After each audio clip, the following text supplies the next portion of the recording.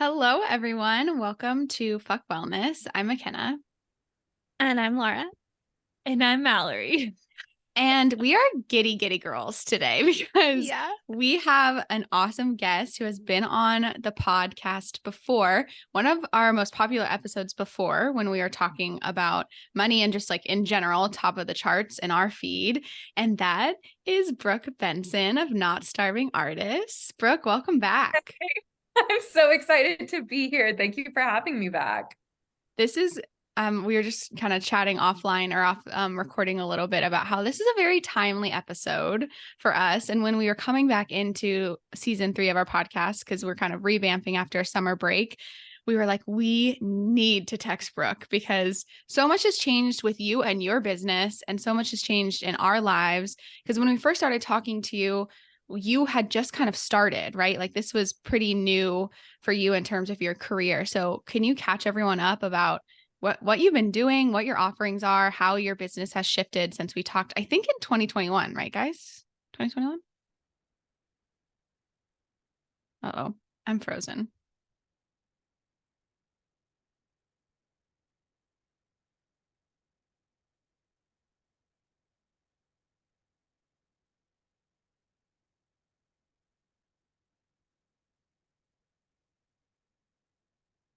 Well, yes, to catch everyone up, for those of you who don't know me, my name is Brooke Tyler Benson. I am an actor and a money coach, and my business is called Not Starving Artists. And my goal is to destroy the starving artist trope once and for all for everyone inside of creative industries, and also to help people who do not resonate with traditional money advice. So for those of you who feel like you can never stick to a budget, or that like percentaging out your paycheck just doesn't work for you, and that your living expenses do not equate to lower than 30% of your income, all of that stuff, that there's financial wellness available to you too. So creatives, freelancers, anyone with fluctuating income, or anyone who just doesn't want to sit in a spreadsheet all day, that is what Not Starving Artists is for, and I am here for you. So when we talked back in 2021, yes, my business was, I started my business in 2020, of course, when all the acting work was pulled away from all of us, and I had a huge, life come to Jesus moment, right? Of my entire identity was wrapped up in the acting world. And so what else lights me up? What else do I want to do? That's where Not Starving Artist was born, to start talking to people about money. And so since then, in 2021, when we chatted, I was offering one-on-one coaching. I was also doing a group program called the Financial Wellness Crash Course, and my business had some legs underneath it. I knew it was going places, and so it was on like growth trajectory at that point. And now, right now, as of what month are we in? September of 2023. Currently just doing one-on-one coaching with one-on-one clients, and I hit the 6-figure mark in my business. So I can now say I own a 6-figure business, which is really fun. And now I'm in New York City, and I'm also getting to go to auditions and go to in-person callbacks after my one-on-one coaching calls in the morning. Like, I'm really getting to live that life that I was dreaming of when I built this business, which is having a business that I'm really excited about, that fills my soul and financially supports me while I pursue this other thing that fills my soul in a totally different way. And I get to do them side by side. And I get to live the life that I want everyone else to also be able to live as a creative, or just a human on this earth in these times that we are living, where like you get to feel financially well and you get to do what you love to do, and they don't have to be mutually exclusive. Go ahead. I'm just like, I'm so happy that there's like, you have a calling for both of those things, and they just like so seamlessly make your business even more unique and more successful, that like you are like just like killing it in both worlds. I'm like, yes, Brooke, I'm obsessed with you. You know that. We're all cheering you on. Yeah.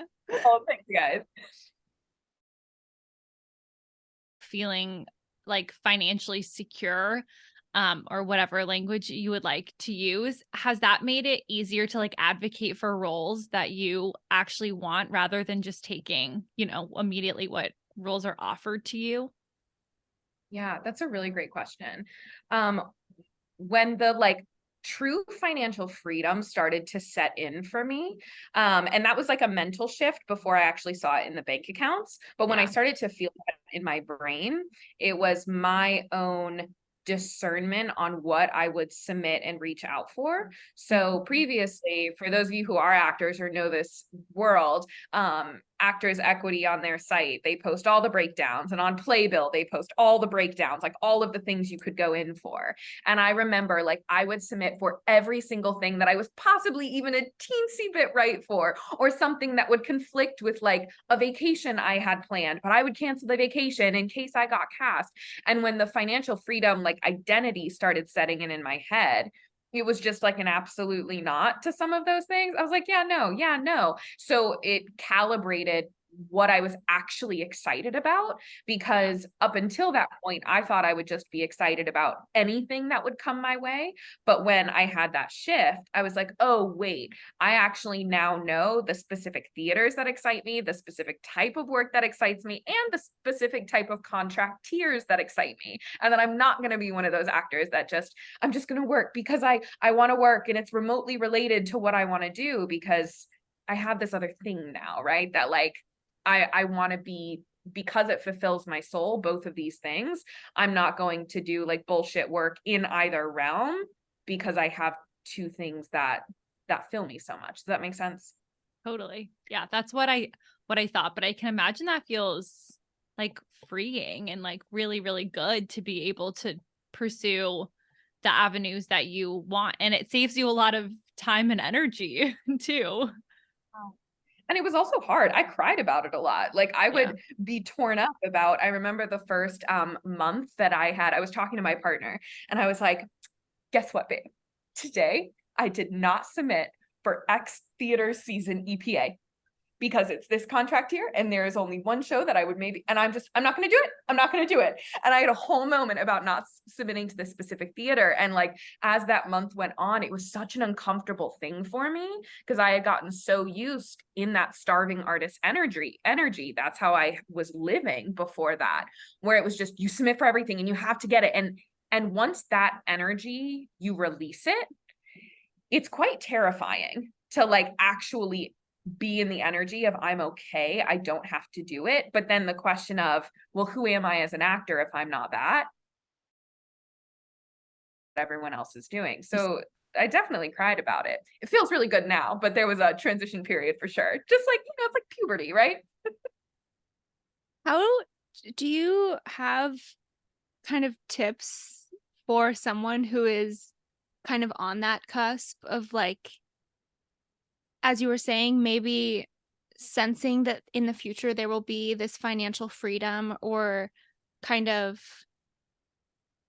financial just difference, like a shift is coming financially, and yet you're not seeing it in your bank account yet. But in order to see it in your bank account, you kind of have to like let go of those strings that pull you in like a million different directions. Do you know what I'm trying to say? Laura's asking for a friend right here. Yeah, I don't definitely for a friend. Yeah.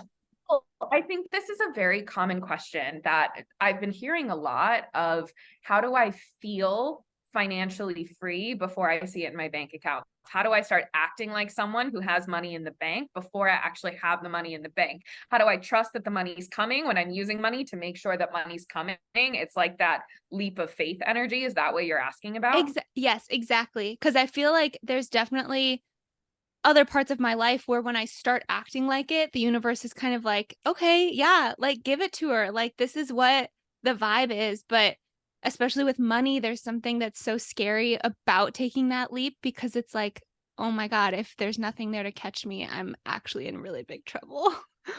Yeah. Okay. So there's a couple of things to say here on this. And there's a lot of schools of thought when you like go on Instagram of like people who are making, going into full-time entrepreneurship or making a career shift or quitting their job and moving across the country or going full-time freelancing or whatever it is, or even just like, I know I need to make these investments or do these things in order to improve my wellness, like being in that leap of faith energy. And there's a lot of different schools of thought of like, you should just leap into the unknown, because if you have any kind of safety net, you're not going to be able to accomplish it, or it's not going to happen. And then there are other people that are like, put up 12 safety nets just in case the other 11 break, and don't leap until all 12 are secured and you've triple checked every single tie.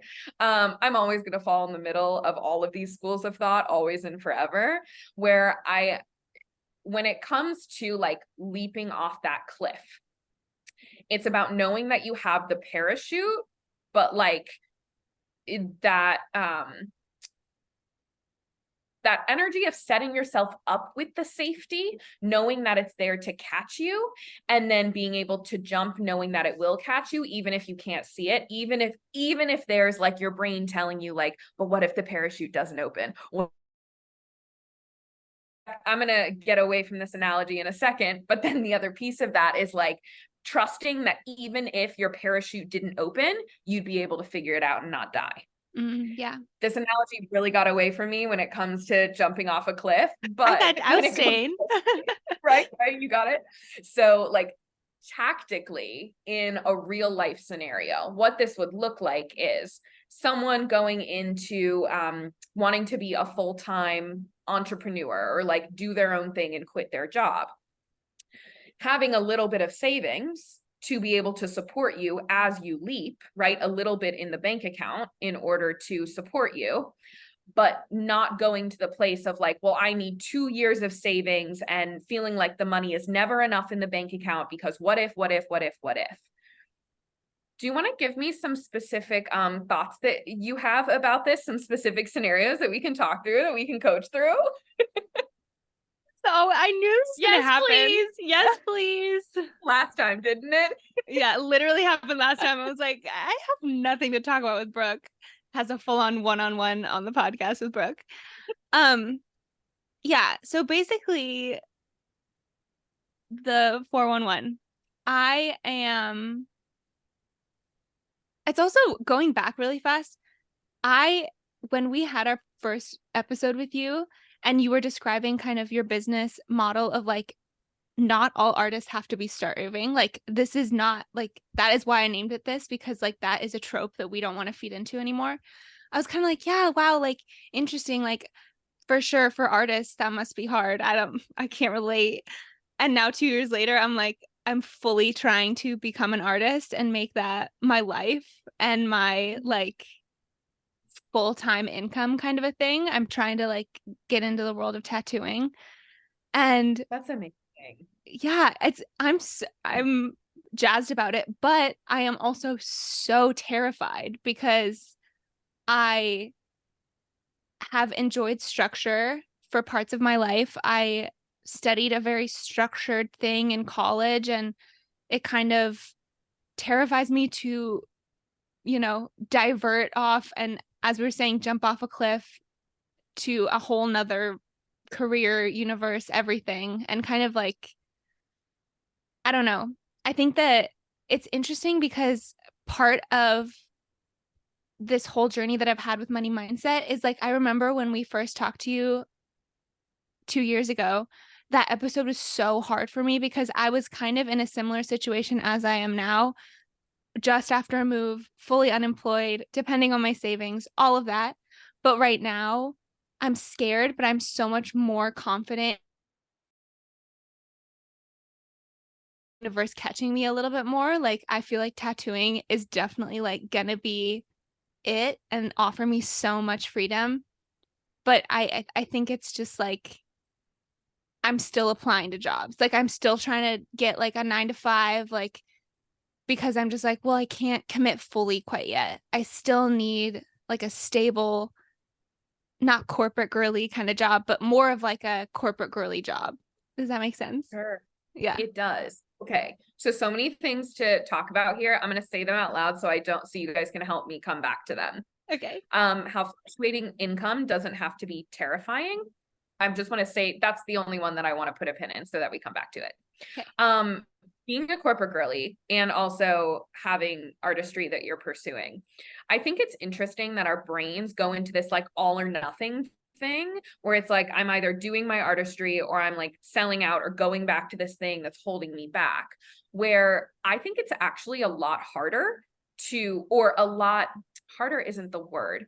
I think it takes a lot more from you to do both in a good way, because when you do the all or nothing thing of like, I'm going to be totally a corporate girl, or I'm going to like quit my job, burn all the boats, and we're going full on into artistry, what you've done is you've given yourself no choice. And I think it is so powerful to have a choice. And also then like you have the power of like, I'm going to support my art with this corporate income. That's the other thing I'm going to come back to, is having income support while you're pursuing your artistry. That's another pin I'm putting in right there. Having this corporate income or doing this job that makes you feel safe while you are also going all in, going ham on your artistic endeavors. I think it takes a lot more confidence and balls to do it that way, because you are actively choosing your artistry rather than like forcing yourself into it because we've given ourselves no other option. And so with that, I'm taking that second pin out. When it comes to your art doesn't like to be suffocated. Your art doesn't like to have the pressure of paying rent, because your art is this magical, beautiful little mystic glitter ball that needs to be protected at all costs, no matter what your art or your creativity is. And so when you put the pressure on it immediately to pay your rent and pay your bills, it can suffocate it and it can take all the joy out of it. And I have seen so many actors in my industry get burnt out from acting immediately because there was so much pressure from their artistry to be a full-time income, to support them immediately after college. And that burnout, that hustle of like, it just grated on them, right? Experience, I was feeling that. And then I created this business that fulfills me, that supports me financially. And now there is zero pressure on my artistic endeavors, and I can fully commit to them and dive back into them now after 2 years of building this thing, because I have the financial support. And now my artistry can grow and grow and grow like it was always meant to. Before I pull out the third pin, questions, thoughts, feelings on that? I'm actually like I don't know. I'm kind of like feeling like a wave of relief that you've said that, because I was a little worried you were going to be like, Laura, you have to commit fully to your art. And that is just like, it is so scary to me, because as you said, like, I want it to still feel like a glitter fun ball that I can say yes to some pieces to, or I can fully be like, I don't want to tattoo you, or like, I don't want to tattoo that. I'm sorry, that's a no for me. So like, I'm just like feeling a lot of relief from you saying that, but I want to hear the last of that. And then I have one question about like, where's the time to do both? You start with that one. Yeah. Yeah. I have actually been coaching so many of my clients in the past 2 weeks in particular on this exact thing, about having this full-time job or doing this other thing and not being able to get the thing that they really want to do off the ground. And this is where this idea comes from, where I think it takes a lot more like confidence and balls to do both at the same time, because it's requiring you to like make some very strong choices.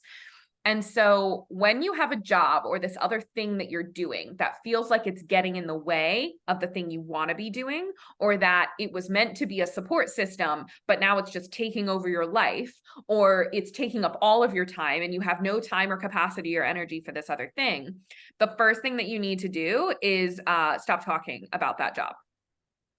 Completely. You're not allowed to talk about it with your friends, your family, or whatever. It's nothingness in your brain. You clock in, clock out, and you're not allowed to complain and vent. That has been like, I fuck you not, 6 of my clients, that was their homework this past month, to stop complaining about their job. And the amount of them that are like, wow, I actually feel like I have more time and I'm actually thinking about the thing I want to be doing more, because complaining and venting and being stressed about our job takes up so much time in our brain. Yeah, wow, that's for real right there. Yeah, uh-oh. Yeah. That's great homework though. Not to That call is everyone out who's listening to this, but I'm like getting red. I'm like, okay.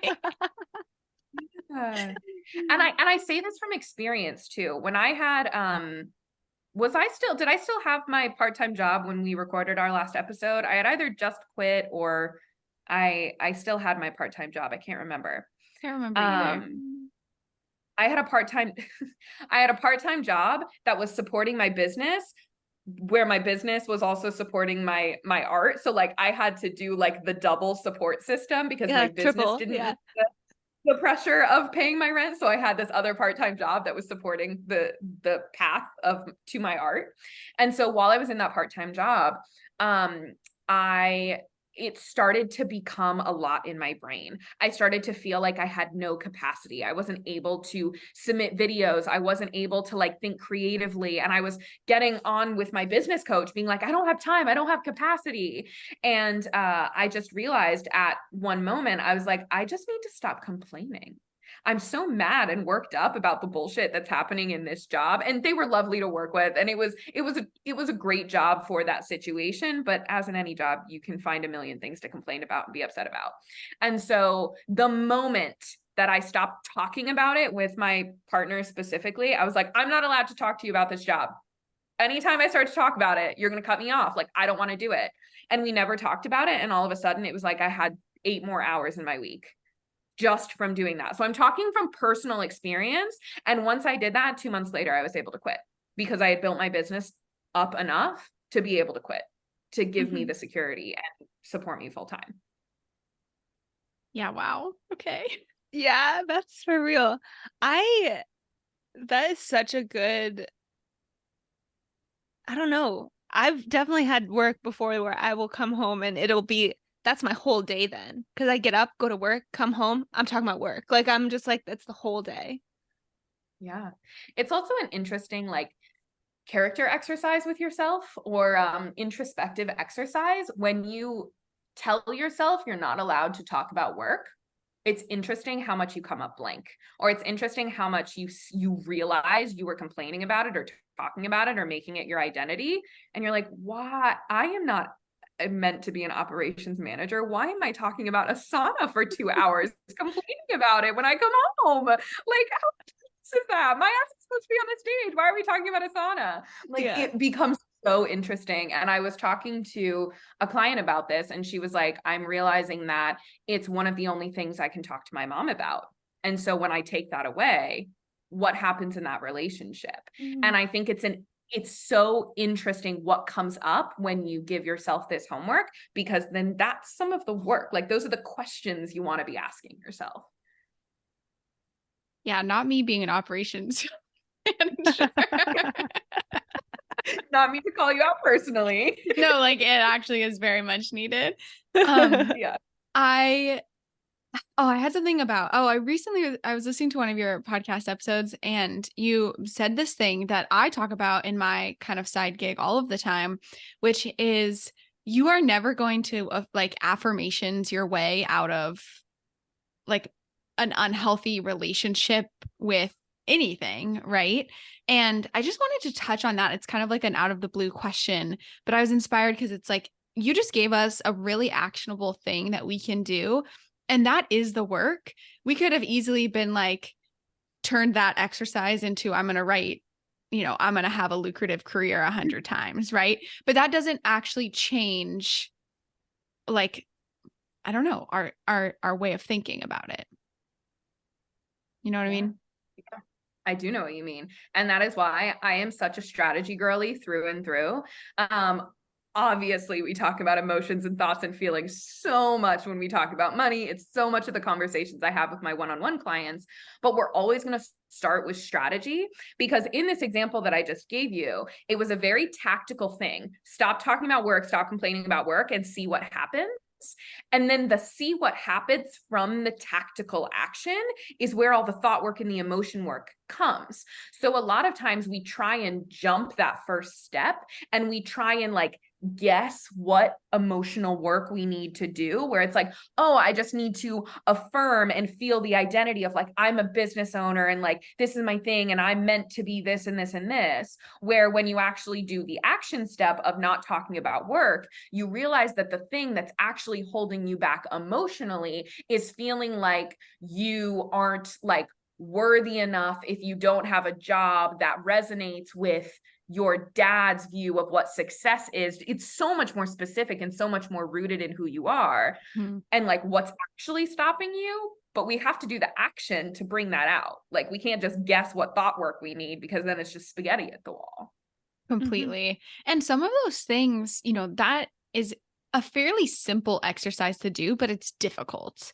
And like thinking about that makes me like start panicking, which I don't even know why. Like I have no idea why, which I guess I'll find out when I do it. So And you will find out. It will come to the surface.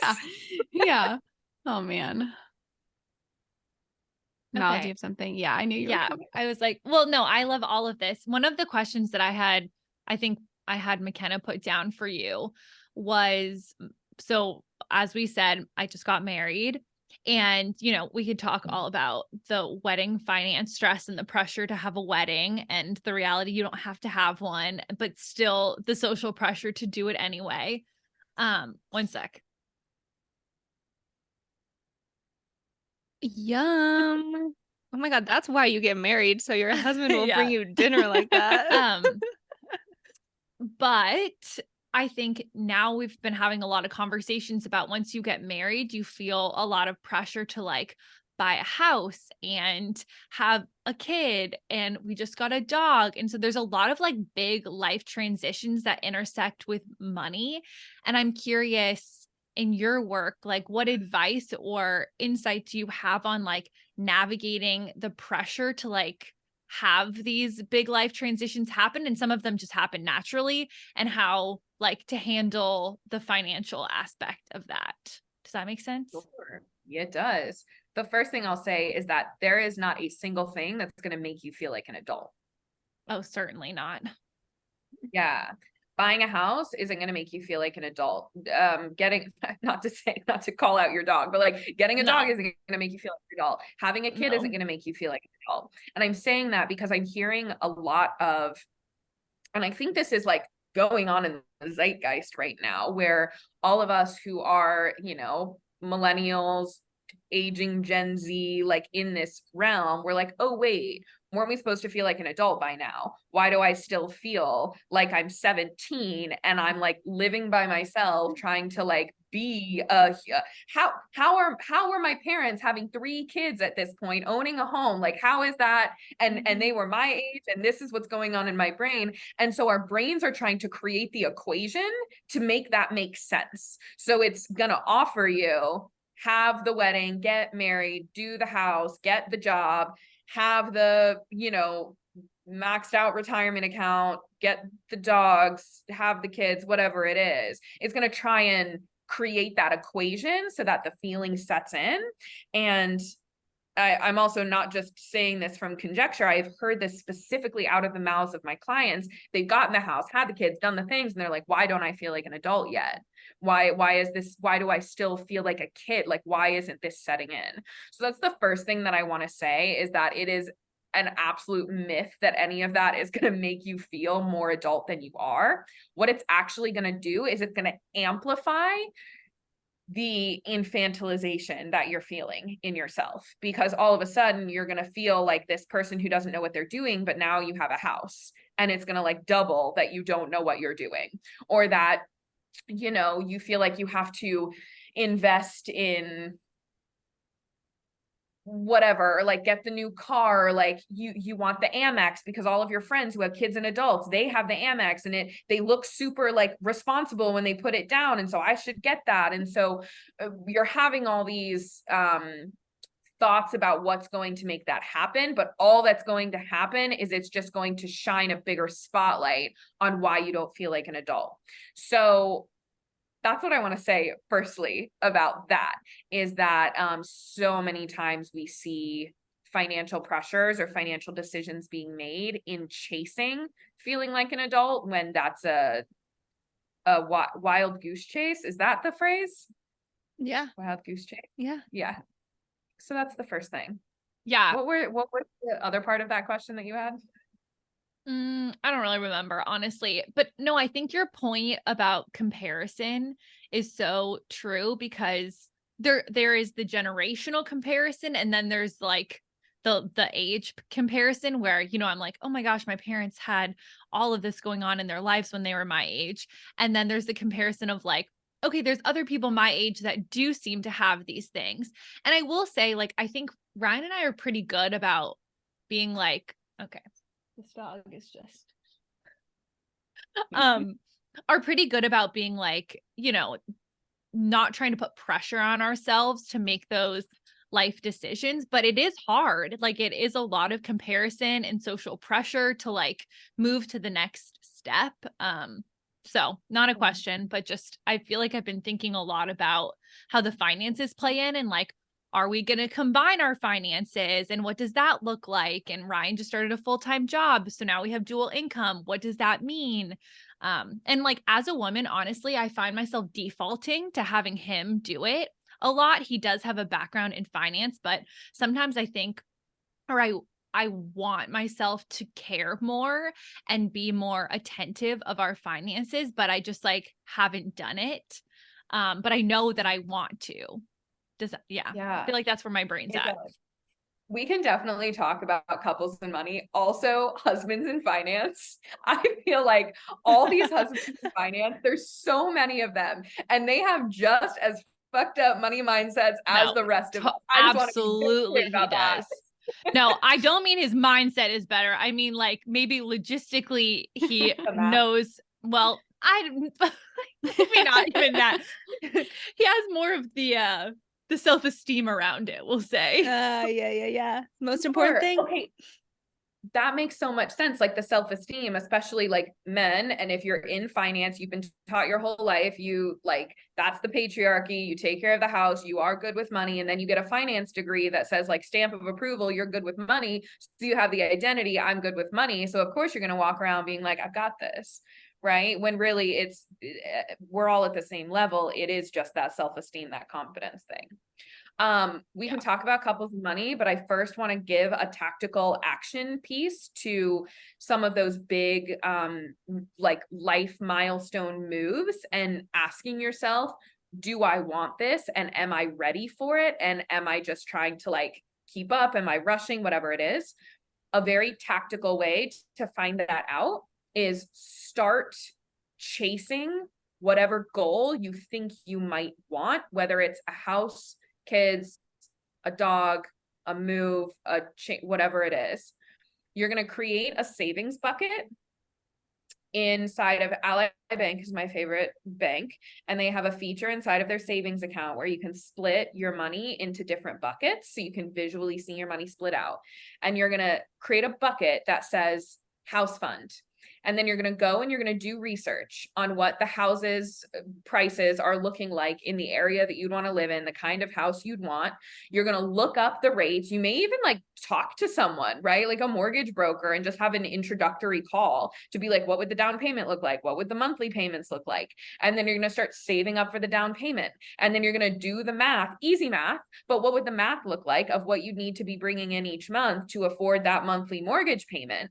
And then as you are going down that path of like saying yes to it, all of a sudden your gut, your feelings, your brain is going to give you all the things that you either need to work through in order to actually make it happen. You're going to see the logistical roadblocks that you need to work through. And also it will become very clear whether or not you actually want the thing.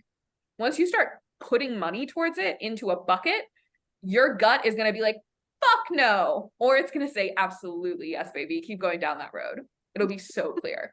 Brooke, I have to give you full credit for the reason I have an Ally Bank account. No, I don't me think too. I literally ever would have done it without you. And I have my cute little buckets in there, and it's 100% you. Like, My buckets have like saved my ass so many times. Yeah. So I just have to give you mad credit for that.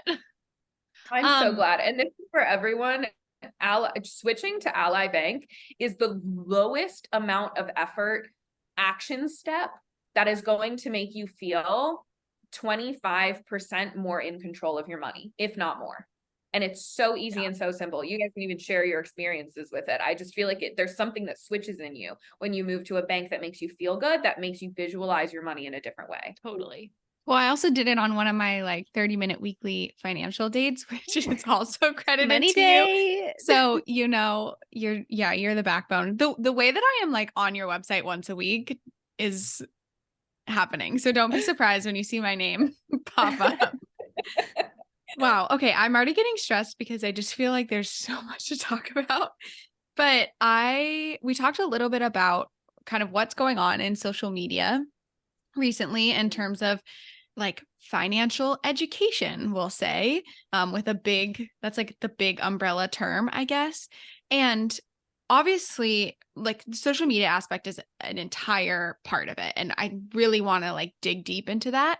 But I feel like it's really been highlighting areas in my life where I'm seeing some of the same things like play out on social media. For example, have either been around people on one side of the spectrum with money that are very, very comfortable with their money situation and how they engage with money energetically and emotionally, and are like, I'm calling in all of the good stuff. There's no limit to my success and happiness and joy and free time and freedom, right? So it's like, that's one spectrum. And then I'm seeing a lot of the other spectrum, which is like, money is bad. I never have enough. The market's impossible. I'll never own a house.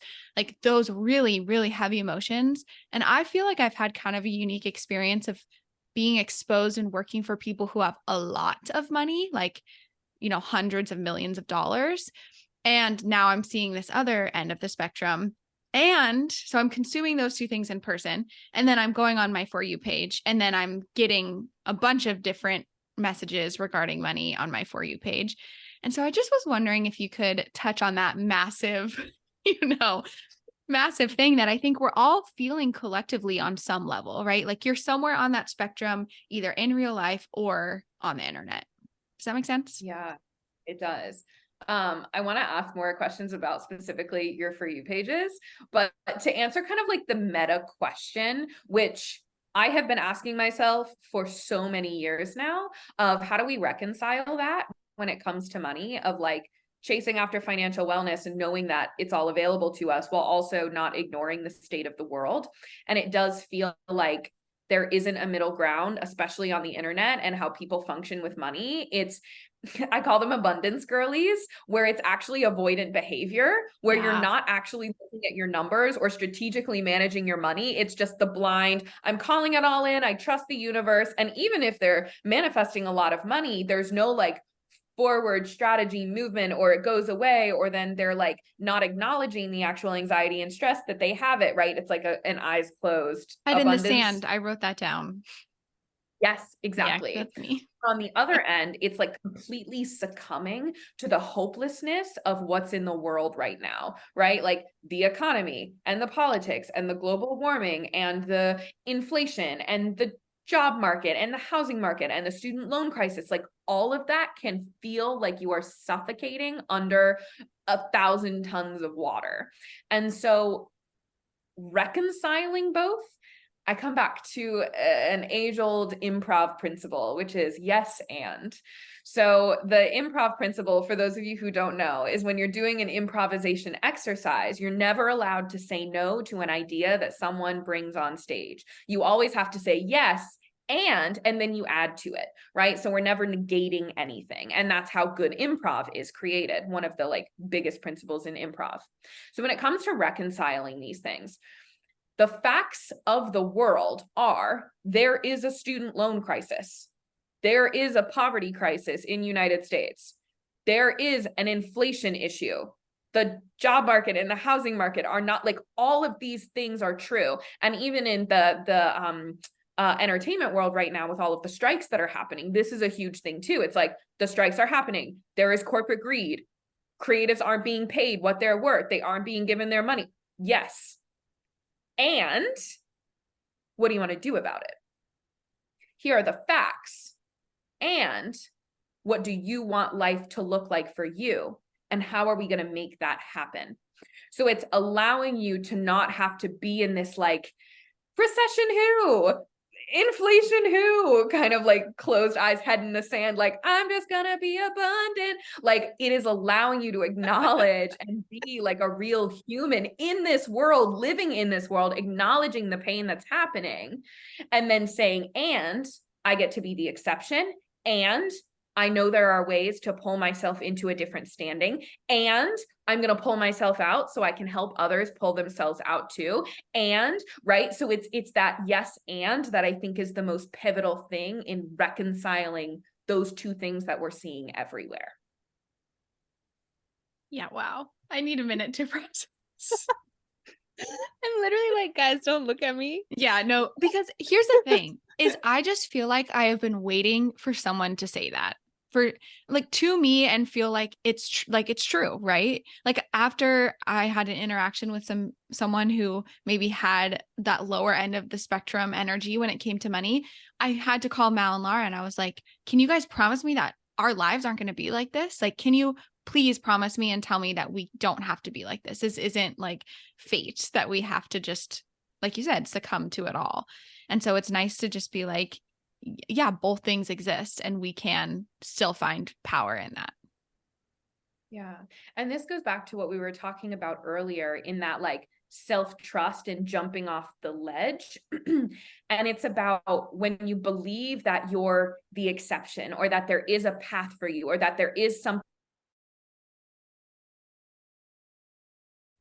It's then asking the question and saying, I'm going to make that happen. What do I need to do in order to make that happen? It's less the ethereal question of, am I going to have that? Is this possible for me? It's, this is possible for me. What needs to happen in order to make that true?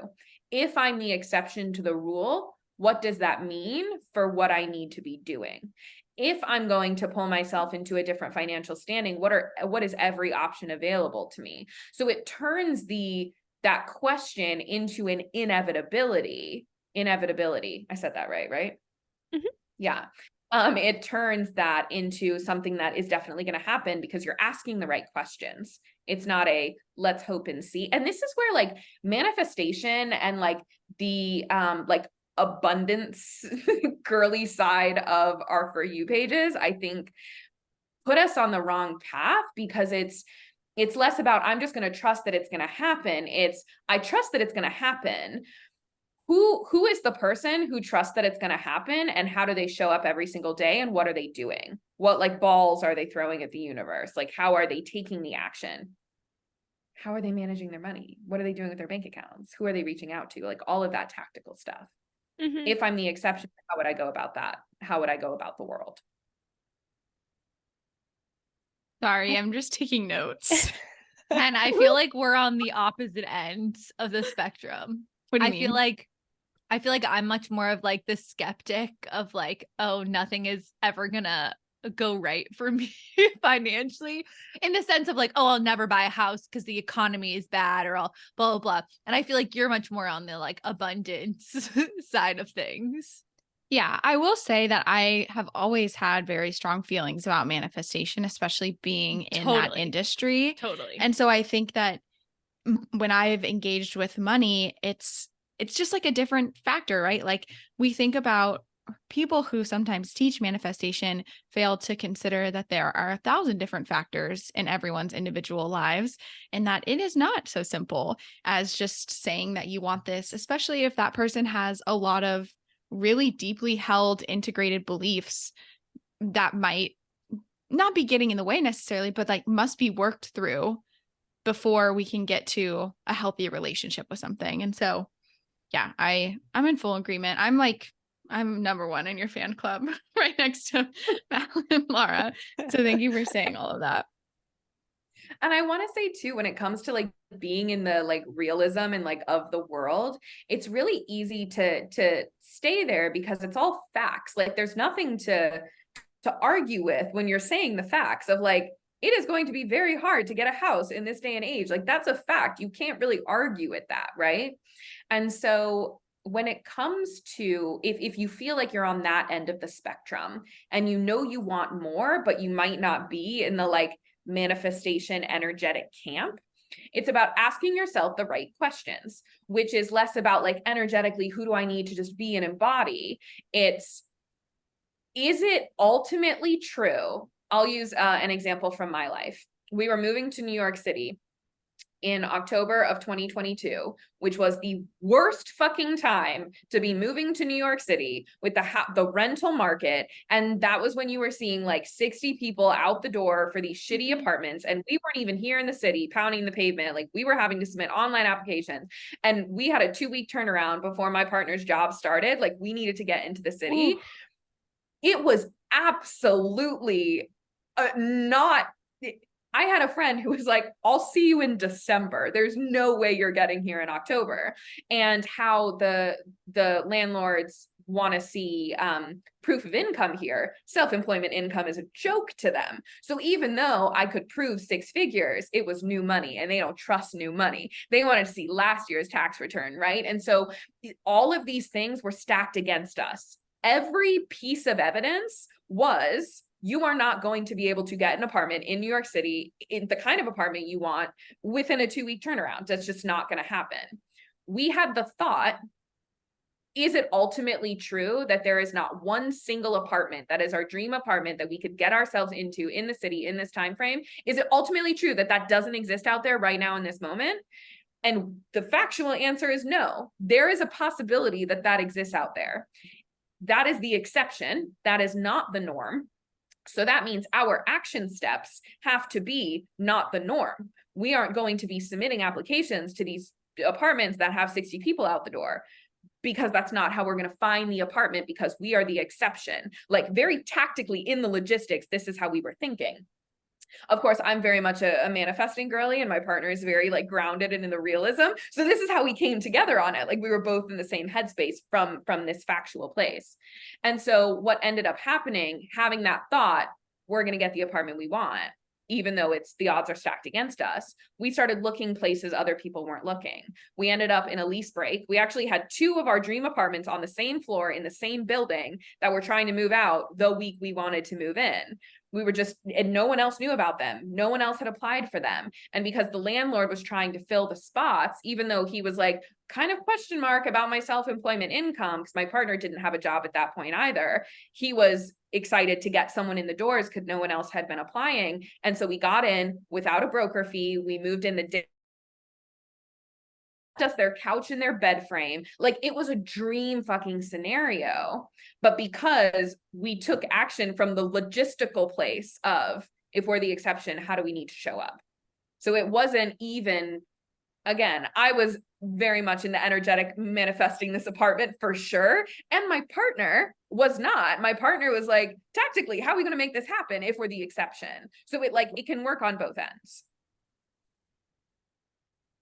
I just want to write that down really fast because I think we're going to need to give listeners all the notes that you've been taking during Yeah. this session. Because it's like almost done. Show up. Okay. Just because I specifically, in trying to become a tattoo artist, I think that there's been so many weeks where I'm so excited by the idea of it, and I'm so excited by the future I could have and all of this stuff.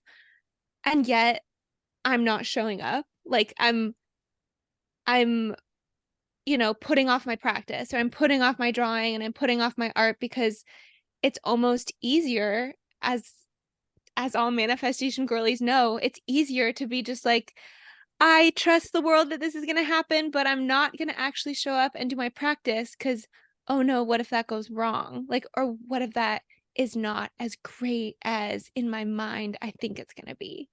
So. And Yeah. that comes to the principle of like, the only reason that you're feeling that resistance is because you're afraid to feel something. Mhm. And like our ability to see results and have success is directly correlated with how much we allow ourselves to feel disappointment, humiliation, failure, shame, guilt, fear, hopelessness. If we can, those feelings have never killed anyone, right? They're just feelings that you can feel through. And so much of what we're afraid to do is because we're afraid to feel those feelings, not because we're afraid of what's actually going to happen. And why I know this, and tactical thing you can do, again, another piece of action step and exercise, follow the trail of fear. So when your brain is like, what if this doesn't work out?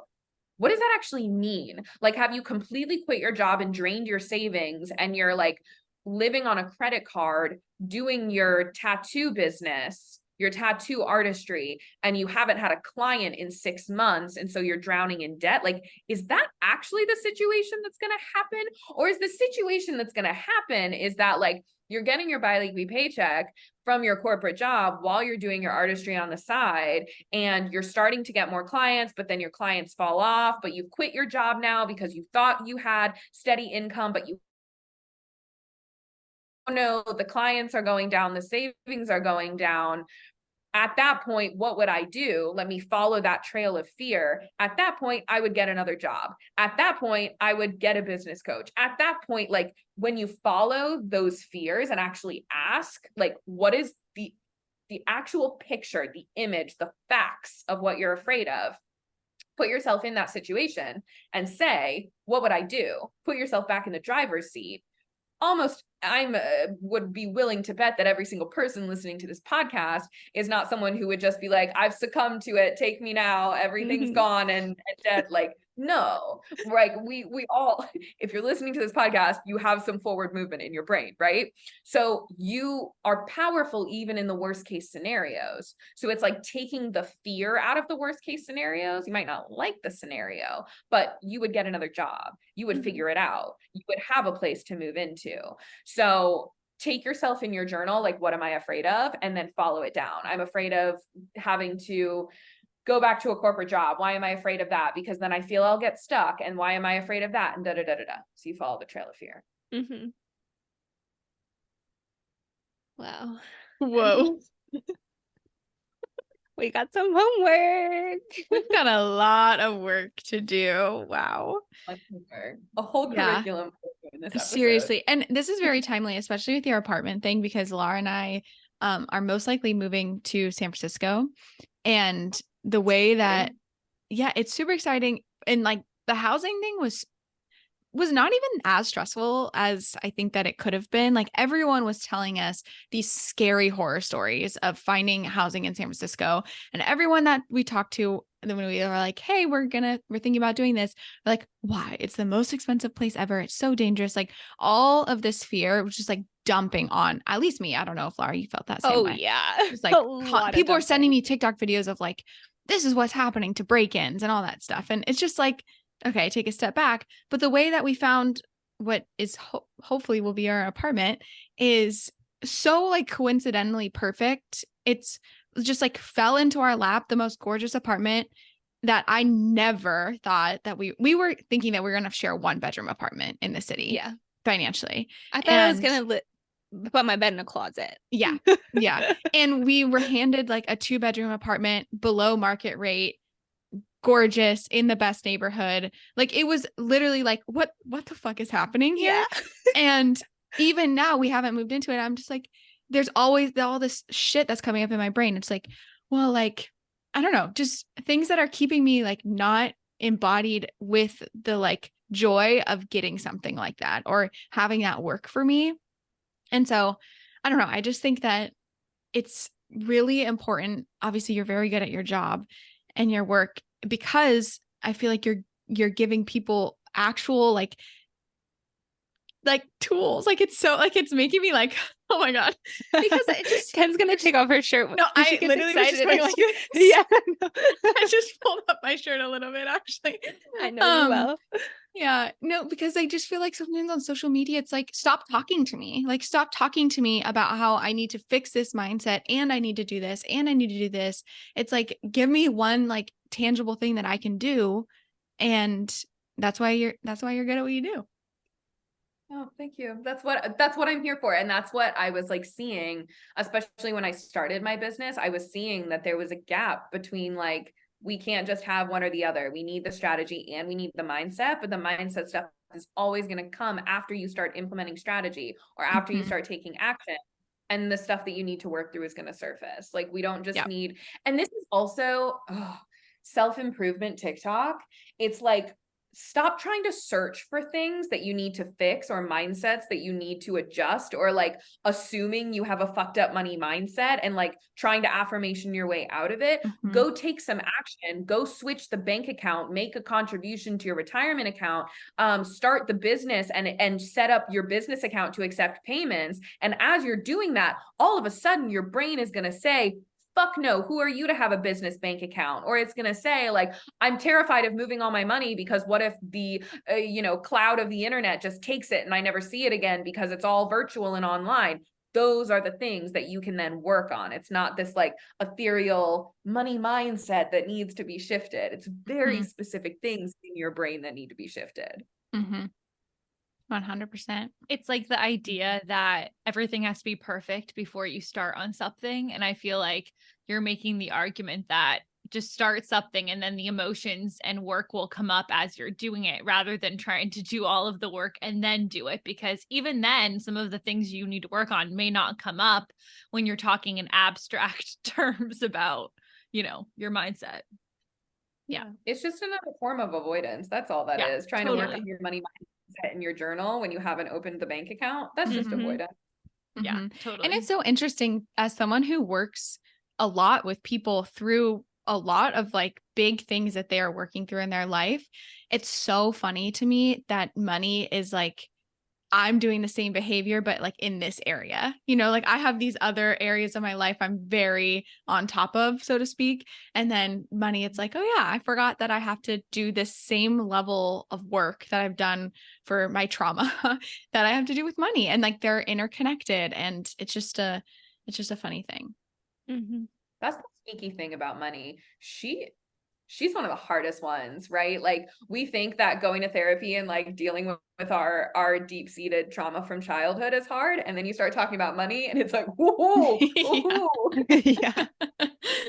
Oh boy. Yeah. And it's because money touches everything. And because money, this is why. It's because money isn't real. And that's not even in the energetic sense, although yes, it's in the energetic sense. It's because it used to be tied to the value of gold, and it is no longer tied to a physical object that can be counted and accounted for. And so now money acts as this trust system. It is a literal energetic trust system where I have this, it's not even physical dollars anymore. I have these numbers on a screen that used to be physical pieces of paper in one era. And I trust that you're going to value these numbers on the screen, just like I'm going to value your numbers on the screen. And we all trust that these numbers on the screen actually mean something, right? We're all on the same page. Like it is a literal energetic trust system. And so the fact that money isn't real means that it can attach itself to anything and everything because it is an energy. So when you're having like thought patterns or things that aren't serving you, you bet your ass it's going to show up in your money. You bet your ass that your relationship with food is going to show up with your money. You bet your ass your relationship with your parents and your family is going to show up in your money. Your relationship with your partner is going to show up in your money. Your relationship with like your own brain, if you have ADHD or you feel disorganized or you feel like your brain, that's going to show up in your money. All of it. It's going to show up in your money. That's why I love being a money coach, because it's like money coaching is sneaky life coaching, because if you work on your money, you fix so many other areas of your life because we're fixing the patterns and then they just bleed out because money touches everything. I love that idea that because it's just not a tactile thing, it is able to glom on to like literally everything. Like it is every single decision that you ever make in your life. I feel like there's a part of your brain that's thinking about like, oh, but like money wise, like how would that work? I also have to tell you that one time I was dating a man. I wanted you to say this. When I was dating a man, and I kind of just like off the cuff one time was like, yeah, money's not real. And this is a finance man. And I literally think that changed the future of our relationship. He looked at me and he was like, what do you mean? And it was as though I had betrayed him significantly. And looking back, that's when I realized I was like, we're not compatible. Like this is not It's like you had used a slur or something. No, He was literally the way so that he upset at you. Yes, so upset. And I felt shame a little bit afterwards, because it was almost that thing of like, oh, I had this person in this field be like that was a stupid thing to say. He didn't say that, but that was the energy. And I was like, oh, was that a silly thing to say? And then I came back later and I told all of my like friends, and they were like, yeah, that's duh, money's not real. It was just like a funny thing. I feel like people in finance and economists especially will fight to the death to prove that like money is real and it's not actually just like you see the things on TikTok where it's like, why aren't we just printing more money? If we're in debt, just print more. And like it's a joke, but also there is some truth behind it. Like the inflation and like rising interest rates, like it's all, we can manipulate all of it. But economists are like, no, but it's how we can't predict it or manipulate it. It's just what it is. But then we're literally seeing manipulation happening. And of course, economics are so much more complicated than I am explaining them right now or like talking about them. But it's not like a black and white, hard and fast thing. It's just not. Because nobody can fucking explain it. Simply so that everyone can understand. If it's that like black and white and tactical, people would be able to explain it easier, and they can't. Oh, okay. Well, I wish that we could talk for hours and hours personally. And we will when I eventually book your services. Mal, Lar, do you have anything else that you'd like to add? I don't think so. I'm just excited for our next podcast. We're like, Brooke, please come on again. See you in a year and a half. Week. Yeah. No, I feel like my brain is really in processing mode right now. So no final questions for me. I also feel very much in processing, even thinking about like how I've, like one example I'll give quickly before we jump off is I have a dog, and I got him by myself, and I wanted a dog since I was 17 years old. Like that has always just been like, I want my own dog. And there's so much stress around him because he, in puppyhood, was a very expensive puppy and took a lot of care. And now he's like finally coming out of it and is like gonna be a really, really solid dog. But there's so many things that I like tell myself I can't do because of him. And I'm just realizing now, like that is all based on money. Like, oh, you can't travel, you have a dog. You can't move to this place, you have a dog. And you can't get this job, you have a dog. Like I'm using that as an excuse, just like I would use anything else that was available as an excuse to not have to actually look at, oh, there's money. There's like insecurities about money here that actually need to be looked at. You know what I mean? And I will say one thing on that is that question, asking yourself the right question is the most important thing. So it's asking yourself, if I were to travel with this dog, what financially would I need to bring into my life? And what's the gap between where I am and what that would require? What's that gap? If it's $400 a month that I would put into a savings account to be able to take 2 vacations a year with this dog, that's then an equation you can solve for. Mm-hmm. So it's like taking all of those things of having the thought, anything is available to me, because numbers are math. And everything in math has a solution. Like there's not one equation that you can't solve, which means there is no singular money problem that is not solvable. And so it's just deciding that everything you want is a solvable equation. It's your thoughts about what the equation is going to require of you. So it's asking yourself what the equation is first, and then letting the thought work come up that you need to work through as you work through that equation. Yeah. I'm so like, I could lift a car right now. I'm not joking, you guys. Also, you broke my brain in the podcast episode where you were like, it's not a spending problem, it's an income problem. And I was like, yeah, it's an income problem. Like we need to talk about my income. Yeah. And it's kind of coincidentally that's going to happen pretty soon with my work. And it's just like, you never even think that that's part of it. I feel like, especially as women, it's like, oh yeah, like I'm the problem, not maybe that I, am not getting what I deserve, or even if I am getting what I deserve, not what I want. Yeah. Wow. Okay. Sorry. It anchors into like, I know we're going over. I have one last thing to say about this. Please keep talking. Into like why you are asking for a raise or why you are charging what you're charging. Like it anchors your the new income, the chasing after more income into something that's actually real, rather than trying to like affirmation yourself into being like, I'm worthy of this, I deserve it, which is all true. And you're like, no, the literal lifestyle that I desire to lead, which is not ridiculous and audacious, it's just a normal human lifestyle with luxuries and things that bring me joy, requires this amount of money. And so as I'm asking for the raise, it has a literal reason. As I am charging the prices I'm charging, it has a literal reason. It makes it so much easier to be in that space when it's anchored into something real. And there's actual desired numbers attached to it. It's not just, I feel like I'm worthy of $1,000 more a month, right? It's, no, I need $1,000 more a month because of X, Y, and Z. I'm looking at I'm doing the research. Here's why I'm asking for this. Mm-hmm. Yep. Oh, yeah. Yeah. Wow. Okay. Well, we are gonna think about this for a long, And long just while. subscribe to the podcast. Yeah. Yes. Yay! Speaking Everyone of that, subscribe. My podcast. yes. It is Not Starving Artists, plural, Not Starving Artists.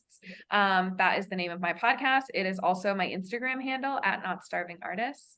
I drop new episodes weekly. Yeah. Yay. There's so much 5 value. stars and I haven't listened. Yeah, there's so much value to in hearing you work through other people's things with them, because it might not be your thing, but it all is connected. And I think that your work has so much value, and I urge everyone to invest in the education that you give. And I just have to say, Invest in the yes, education. hint. I have to say that having someone on the podcast or just in our lives that is embodying their magic in such a powerful way is so incredibly inspiring. And it gives permission, like you kind of said earlier, it's like giving permission to other people to find that within themselves, even if it's not in the same realm or industry. And so I just have to say that you just have very much inspired me today. And it's very cool to see you kind of living that magic. Mm-hmm. Y'all are so kind. And I always love getting to talk to you guys and see what you guys are doing, and all of, even just hearing all like the moves and shifts that are happening in your lives. I'm so excited to continue to see them, and all of the tattoo artistry and the new moves in San Francisco and all of those good And things. I'm excited. marriage. And Yep, marriage. maybe next time we talk, one more of us will be married. A girl can dream, honestly. All right, Brooke, Wow. thank you so much. We love you. Thank you so much. Have a good week, everyone. Bye.